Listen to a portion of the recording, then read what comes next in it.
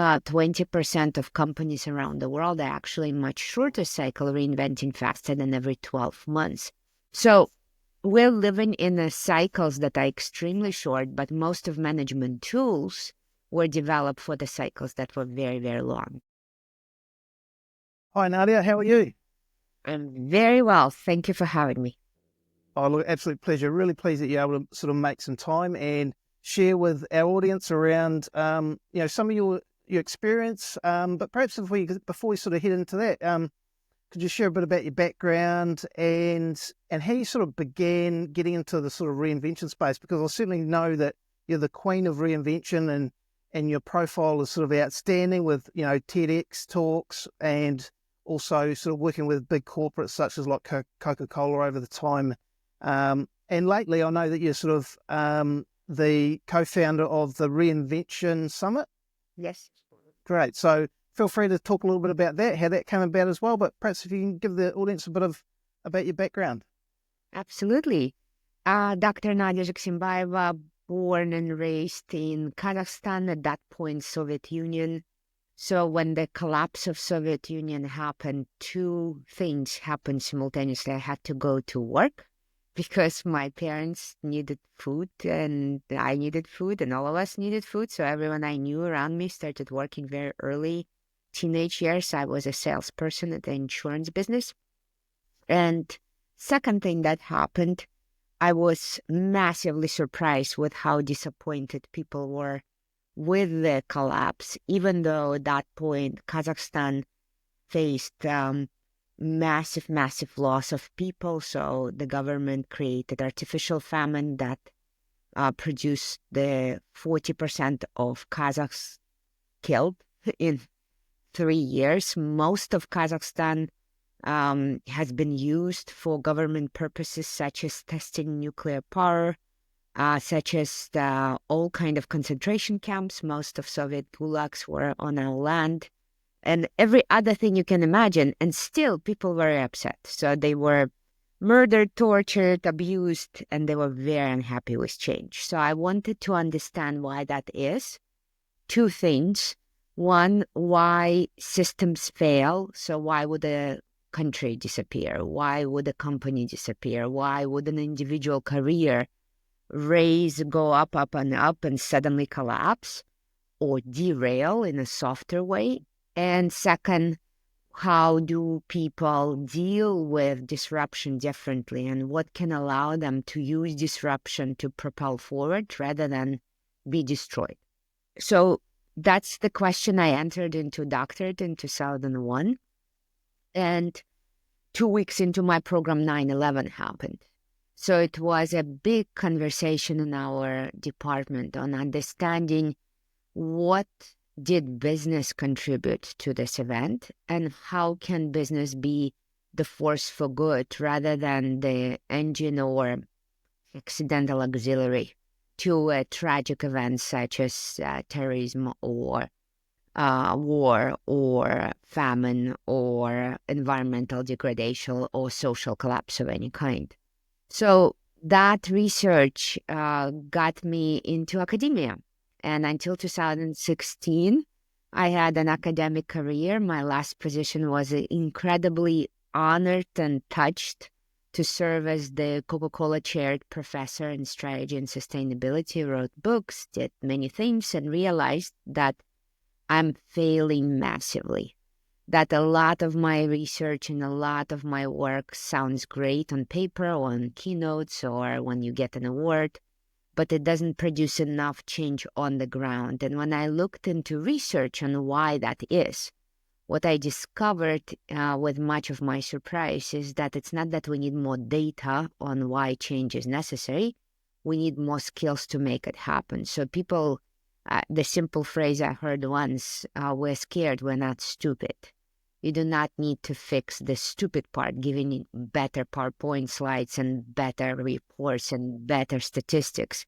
We need ways to deal with change that are effective and efficient, that are instantly available, and deal with the scared part of living in constant disruption and constant volatility. So that's how Reinvention was born. It's a interdisciplinary new management field that essentially connects strategy, innovation, and change, those three big pillars of renewing organizations and individuals to make sure they can survive any disaster.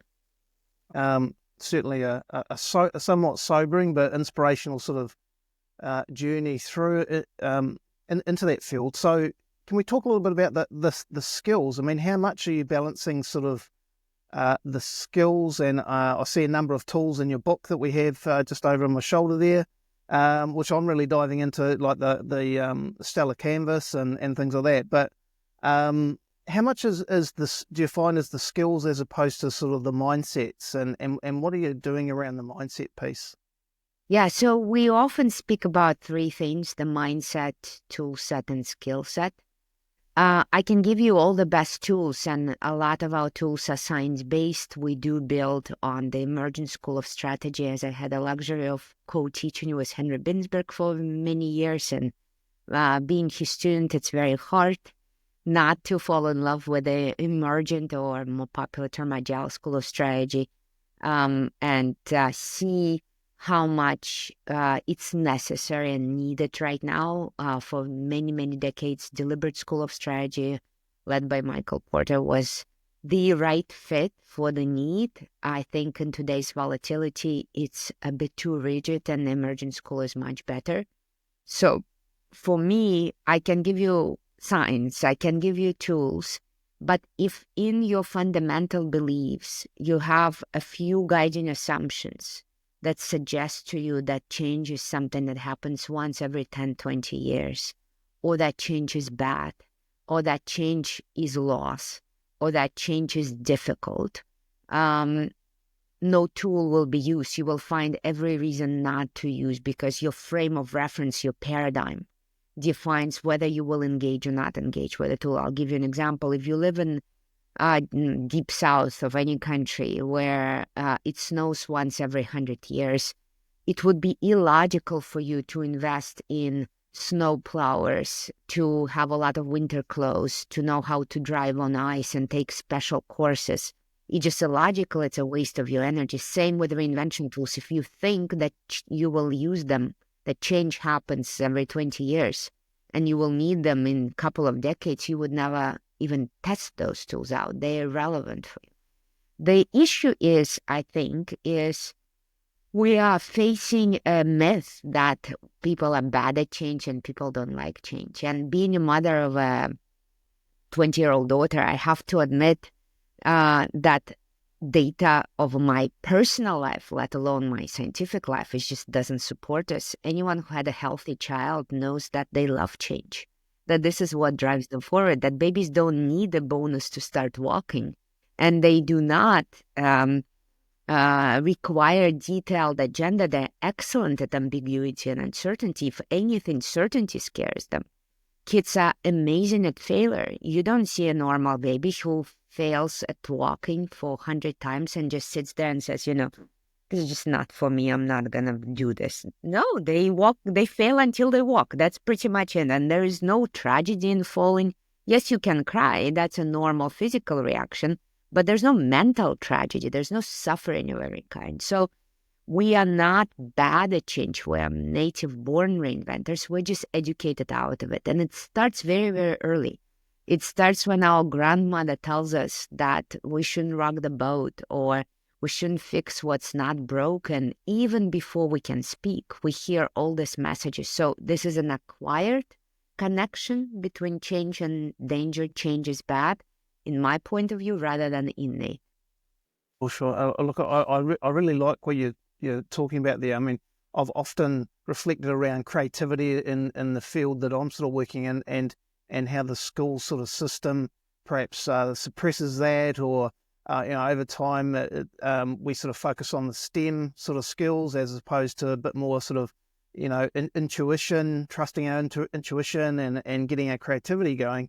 But I hadn't really sort of thought too much about the impact of the school system on our ability to adapt and change. So quite interesting what you're saying there. So with some of those challenges that you've come across in your work, like what are some of these bigger challenges, and what have you done to sort of overcome them or help others overcome them? Mm-hmm. So one is we have a talent pool that's been educated out of its native change capacity. That's first. At the same time, we have an external environment to organizations that has changed dramatically in the last 20 years. So if you think about the last couple of centuries, a typical life cycle of a business model, how long you can milk the cash cow, doing approximately the same thing, approximately the same way, with small incremental changes. Well, on average, a typical life cycle of a business model in 20th century was 75 years. This year, we do this research every 2 years, so I will reveal the research for 2024 in December, but it's ranging somewhere in category every 5 to 8 years. So 20% of companies around the world are actually much shorter cycle, reinventing faster than every 12 months. And in a tech environment, the product release schedule today is typically every 2 weeks. You release a new product update. So we're living in cycles that are extremely short, but most of management tools were developed for the cycles that were very, very long. Take budgeting, for example. We take months and months and months to develop and approve rounds and rounds of precise budget. And in most organizations I've researched and surveyed, say that it becomes irrelevant already and incorrect already in the first quarter as often as end of January. So we are using a tool that was designed for very low volatility, very predictable times. When I started working, I remember we could sign a contract for fixed price 3 years. Nobody will give you fixed price right now for that extended period of time. So we're living in a completely different environment, but we are using the tools that have been developed for a very, very low volatility world. And that's like trying to beat your horse to compete with Tesla. You can beat it to death. It won't solve your problem. So can you maybe sort of run through a few of those sort of tools or approaches that you've been able to help people to overcome that and to actually start to, I suppose, become more agile at a faster pace? I'll mention a few. And of course, I'm a curator of tools as much as I'm a developer of tools. So I only develop tools when I really cannot find something better. And there's some excellent theories, frameworks, tools that have been developed. They just have not been popularized, or they have not been operationalized in a format that are easy to use by a typical corporation. So it's both highlighting other people's amazing work and developing our own tools with our global community of reinvention professionals that are testing everything we do in over 40 industries, so that we can see that the tools have a robust value and they can deliver without depending on the personality on individual. So I'll mention a few. In the field of strategy, one of the biggest things that happen is the death of competitive advantage. This idea that you can find something unique and then you're protected for 10 plus years or even 5 years. It's just dead. And it's very clear. It was professor of Columbia University, the amazing Rita McGrath, who wrote a wonderful article in Harvard Business Review on the transient advantage, this idea that every competitive advantage right now is very short-lived, it's transient in nature, led me to think about a portfolio approach to strategy, knowing that neither technology, no product, nor operational excellence or anything else that used to be a source of competitive advantage in the past can be a safe haven for any organization for extended period of time. That means it will give you a couple of months or couple of years of a shelf life, but that's the most you can ask for, which means moving forward, you cannot bet on a singular or couple of initiatives or efforts or features. You need to bet on quite diversified portfolio. And in our view, that portfolio is 9 types of reinvention. In radical innovation is just one of those 9. So you need to make sure that your portfolio is very diversified. You're not putting your eggs in one basket. Yes, you need radical innovation, but you also need incremental improvements and everything in between. And having that portfolio matrix has saved a lot of companies. And occasionally I sit with the CEO of a massive group and they don't even know how big their portfolio is. And once we map it up, one, you see if you're diversified enough, or are there types of reinvention that you are missing in your portfolio and you're concentrating all your eggs on a couple of the 9 versions or 9 types. Another thing you see is that you're probably doing way too much or way too little. So this becomes a very honest audit and a tool for tracking and updating and getting things into the portfolio, out of the portfolio on a regular basis and as a part of strategic sprints. So that's one of the time group favorites. Another one, of course, is Stellar Agile Strategy Canvas that you already mentioned. It's a strategy, emerging strategy, school of thought meets agile sprinting with a few specific science-based tweaks around goal setting that are scientifically proven to significantly increase the grit that your team has to sustain the necessary push to reach those goals. So Stellar has been incredibly popular all over the world. But then there are other tools that some people love and some people are like, this is just way too much. We reinvented scenario planning to make it easier and be more streamlined. We bridged into biology and chemistry with biomimicry toolset to use the resilience of nature in daily management decisions. So it's a curated toolkit and a lot of homage to amazing thinkers and doers all over the world.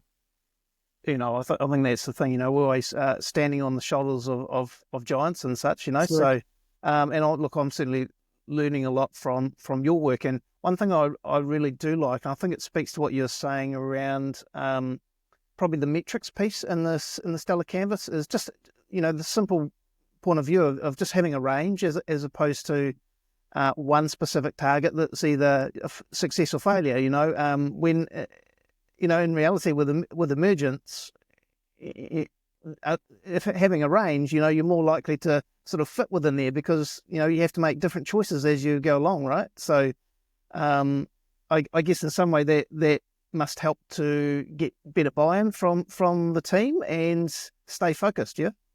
Absolutely. And that's why standing on the shoulders of giants, that's why we are putting together the Reinvention Summit you mentioned as we started talking, is that this idea that we are unfortunately creatures of habit, which means in a lot of business schools, in a lot of boardrooms, in a lot of media rooms, we're still relying on amazing giants whose work was incredibly relevant in 70s, 80s, and 90s, even to early 2000s. But we're not giving voice and we're not spotlighting thinkers whose time has come now to serve us better in this highly volatile, permanently disrupted, permanently turbulent world. And the Reinvention Summit is there to highlight those thinkers. So not only we will have Seth Godin to talk to us about a different approach, reinvented marketing. Rita McGrath, I already mentioned, an incredible strategy thinker, or the author of the business model canvas, Alexander Osterwalder, will be there, but also business people. So the chairman of Patagonia will share stories of reinventing Patagonia and staying on top. And some of the lesser known stories, we're just finalizing the agreement to host a hackathon with a South African entity to give the grounds for participants to test some of these tools right there in the room with a real executive team, get the real feedback, get their feet wet, and see how they can apply it in their own teams or with their clients. Certainly an amazing lineup, and you know, I'd love to get there. So I'm still trying to align those chessboard to see if I can get there. But, I'd really like to sort of delve in a little bit too, because I know that you're sort of really, I've seen your work around stakeholder mapping and that sort of, I suppose that starts a bit of the culture shift and that in terms of how you might communicate and stuff. So could you maybe perhaps share a little bit around stakeholder mapping, your method of how you'd go about it? This particular tool is still in development, and we've seen so many versions of it. I think my designers are ready to kill me because every time I say, no, this is not convenient. No, this is matching something wrong. Something is not working here. So my approach to stakeholder mapping is the following. We are a system thinker school of thought. If I don't understand and don't fully see the system, including the subsystem and the ecosystem, so the full view of what is that we're reinventing, it's very hard for me to be effective because I'm pulling strings I'm not fully aware I'm pulling I don't understand how everything is connected. So most of the time you think you're reinventing in a company, but you're also reinventing the entire supply chain. You're reinventing customer experience and behavior. You're reinventing everything around it. Let me give you an example. When we are moving from a gas or diesel car to an electric, everything changes. The way we charge or refuel our cars changes. The way we service them, the essential elements and parts of the car, the customer experience and the behavior changes. Everything changes. So you need to have a full system view. You cannot just think, okay, I'll do my thing and, to hell with everyone else. So same applies when you are, let's say, team lead and you're trying to change your organization to do something differently. Maybe you want them to make sure Fridays are no meeting day. Let's start with something simple and manageable. No electric cars, but you would like Fridays to be no meeting days. Or you would like to use a new software that will improve significantly the way you make decisions in a company or whatever else. And you have internal stakeholders, people who love the existing system, people who will pay for the installment of the new system, people who like meeting on Fridays. They actually love meetings permanently. They would love to meet nonstop because that's their neurological makeup. So you're rubbing against the priorities and need of other stakeholders, and you need to do a lot of selling. And in our view, and the tool we developed makes you analyze all stakeholders in at least 3 dimensions. Number 1, IQ, using our IQ, the rational dimension. Do they agree with the intellectual argument why the change is necessary? So facts, figures, the concept, did we sell them on the intellectual part of the deal? Number 2 is EQ. They're using our emotional intelligence, understanding what are the emotions in play. Who feels great about this? Who feels bad about this? Who feels annoyed about this? Who is already exhausted or change fatigued or whatever else, or busy or distracted, and this is just too much of a stress? And what can we do to create an alternative emotion so that those emotional burdens are not slowing us down? And finally, PQ, our political intelligence. Who stands to lose power because of this, and who is gaining power because of the new thing, or perceiving it as a loss of power? I'll give you an example. I once worked with a massive corporation where we were proposing an obvious improvement. There was no brainer to everyone, this needs to be done. But the CFO kept pushing back, and I couldn't figure out what it was. And financially, the CFO would get things better, faster, cheaper. Emotionally, it's not a scary animal, nothing else. And in a series of conversations with the CFO, what I discovered is that they were approaching retirement, and their department, based on this change, on paper was shrinking, meaning they're now head of a smaller kingdom.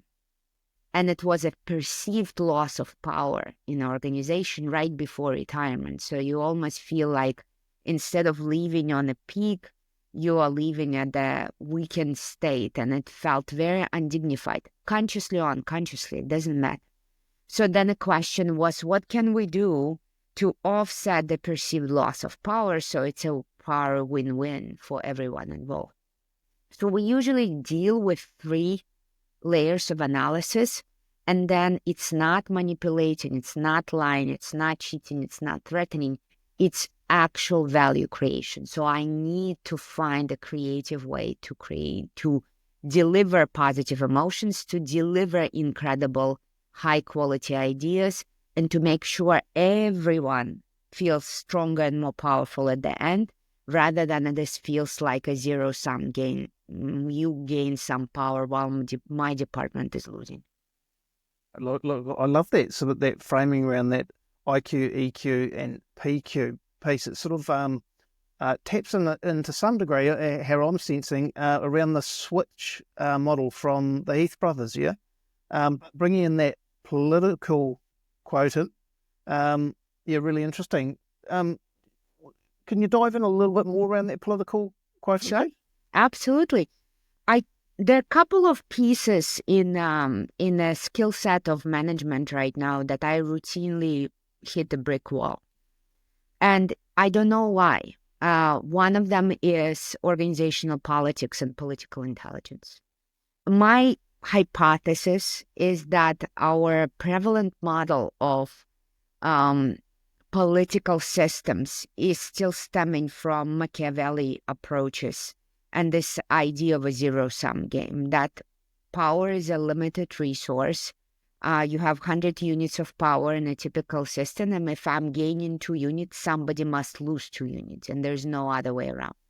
And most of literature through the last couple of millennia, because power shows up in literature, whether it's classic literature or nonfiction analysis, you will see quite a lot of it show up in the form of, lie, cheat, stab, and all of that. The typical Machiavellian approach to power, which has its room. I understand that it's still quite prevalent, but I think moving forward, it's quite unsustainable for most organizations. And the idea of power as a dynamic, infinite resource, the way you think about tomato seeds, you can produce infinite amount of tomato seeds. So 100 units of tomato seeds does not equal 100 units of tomato seeds. You do not need to take away 2 seeds and you lost 2 seeds. No, you can plant those seeds and you have a whole tomato bush with hundreds of more tomato seeds, and on and on and on. But it does require deliberate, disciplined, and innovative, creative approach to thinking, how can I create a true win-win without manipulating or lying in the process?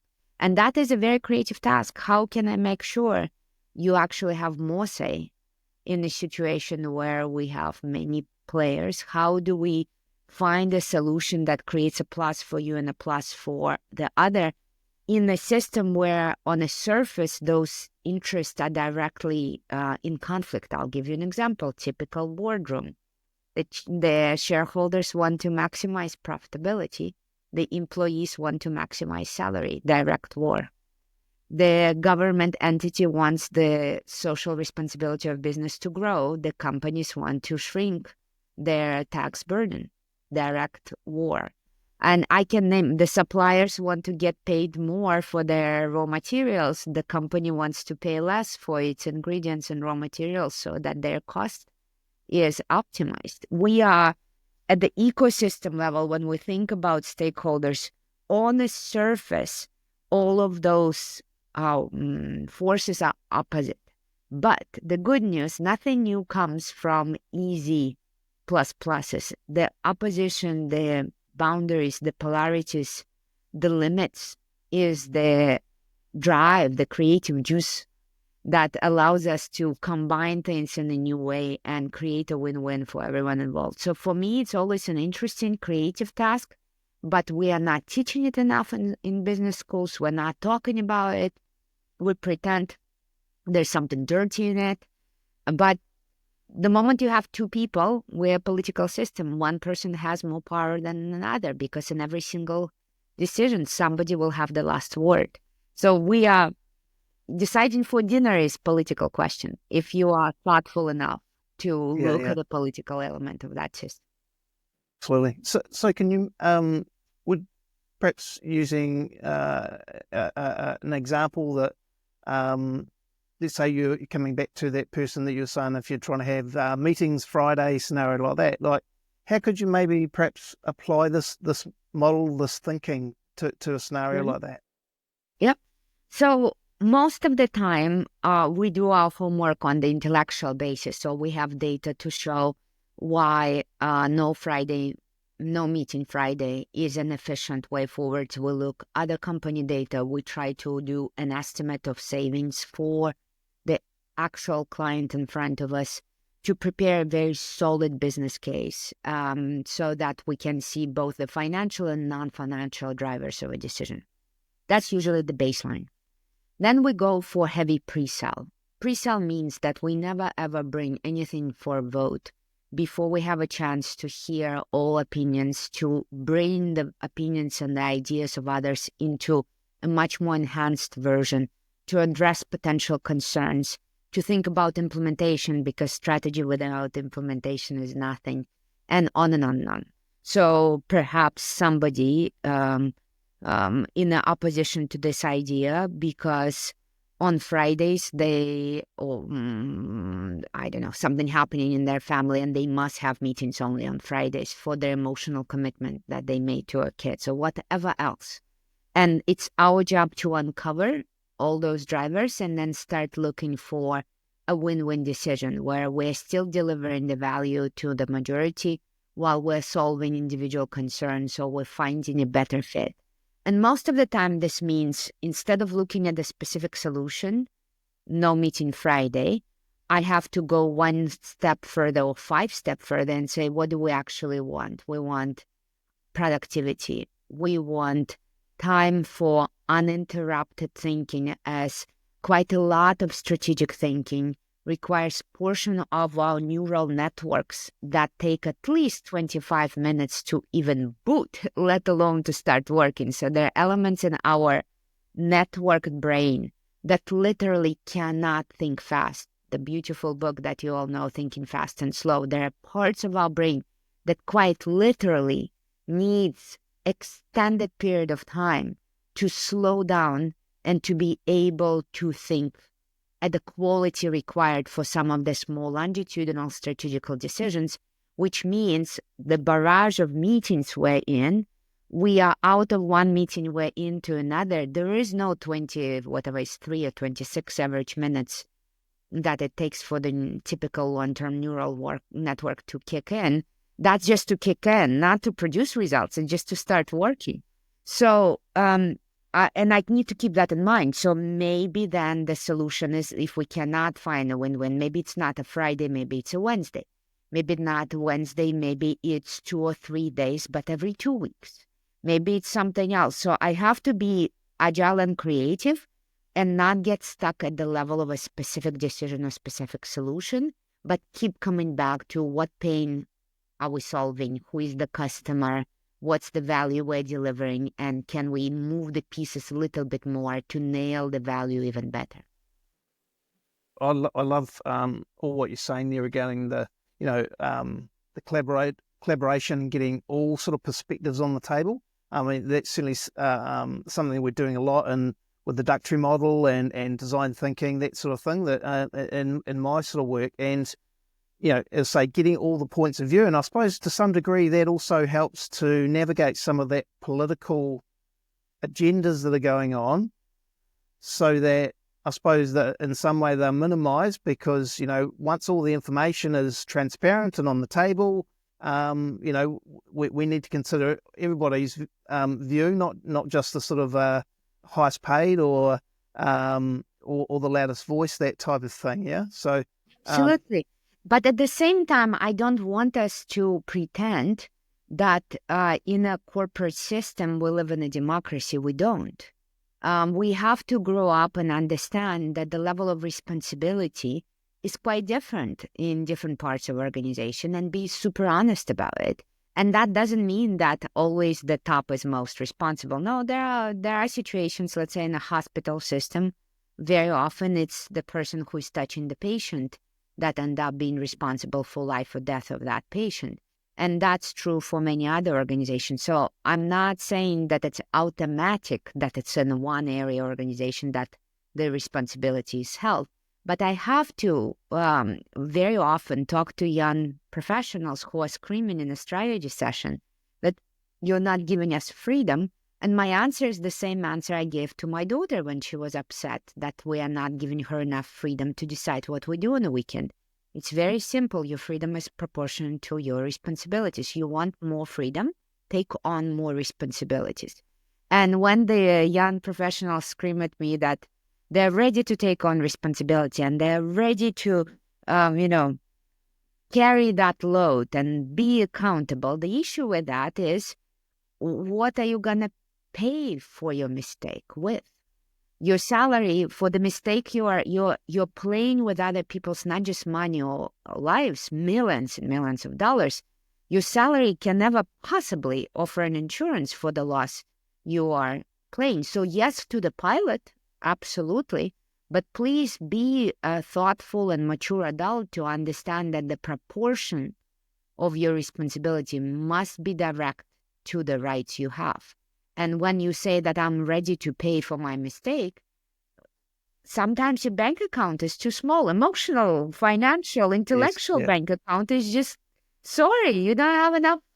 You don't have enough to pay for the purchase. And that is a very difficult but very honest conversation we must start having in business, and not pretend that this is a place where we all are holding equal hands and we all carry the same load. No. And I say that also as a business owner, as an owner of a group of companies that routinely has to have tough conversation with my young employees, because it's me who will end up paying all of your salaries, regardless of the mistakes you make. And that is a daily grind. It's me who thinks who of your kids will go to school, and am I able to guarantee the cash flow necessary so you are not at risk.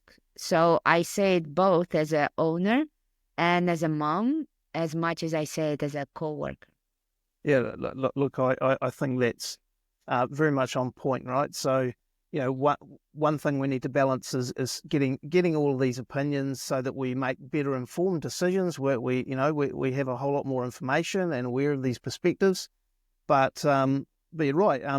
That's, I think, why I'm liking that framework that you sort of put through with IQ, EQ, PQ, is that really you can tailor that to whatever the context is, right? So if somebody or the requirement is that you have less decision making, well, that's fine. That's within that context. So, and I suppose it speaks to actually getting real clarity around what are those roles, responsibilities, within that, so that we can all kind of play in that field with everything kind of known, and not left unspoken. Whereas kind of what I've found before is making change, there's a whole lot of assumptions. People sort of come in with their world views too much, and then that is influencing the decision-making process, and then it just sort of goes on for forever.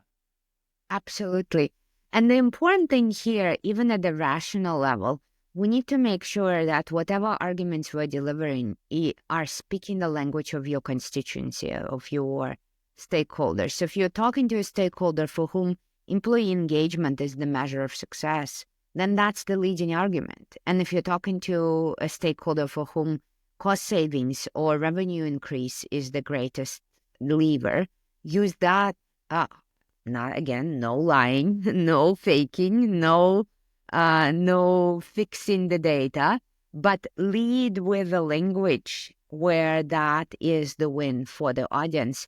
Don't come into a CFO and talk about customer experience, but also don't come into a product owner and talk about, employee satisfaction as the main driver. We all have a slightly different lens in organizational life that makes us stronger. But it means that you don't come in Japan and expect them to all speak Portuguese. I think language is so important when we're trying to make change. It's those little things with the right intent. Look, Nadya, as perhaps we're sort of starting to sort of near the end of our chat today, just sort of wondering if you could maybe share some sort of final tips for people looking to get into this kind of human-centered way of reinvention. What would you sort of advise them to sort of do if they're starting out? Yeah. So the first thing I want to invite you to think is about pace. We used to live in a world where change was happening every 10, 20, 30 years. Often we wouldn't see a major change in our entire career, and that was very recent. The idea of having a career for life, of coming inside one organization and retiring from the same organization was very normal, very, very recently. And at that pace, you choose once and you stick with it. We live in a world of massively disrupted, high volatility, constant turbulence environment, which means you need to find the right pace for you. And the pace that your career updates at, or your life or your work habits update is very unique to you. Some of us are crazies. That would be me. I like to change things very, very often. So my pace of change is usually every few months. And by the way, I moved across the ocean 3 times. Do not recommend if you are not in that type of neural makeup. But some people, once a year, once every 2 years, once every 3 years, I don't see anyone who can sustain the same paradigm, the same career, same skill set more than every 3 years right now. We live in a world where if it's not artificial intelligence, it's COVID. If it's not COVID, it's election. If it's not election, it's economic downturn. If it's not economic downturn, it's the new customer demand, new boss, new experience. Something will disrupt you.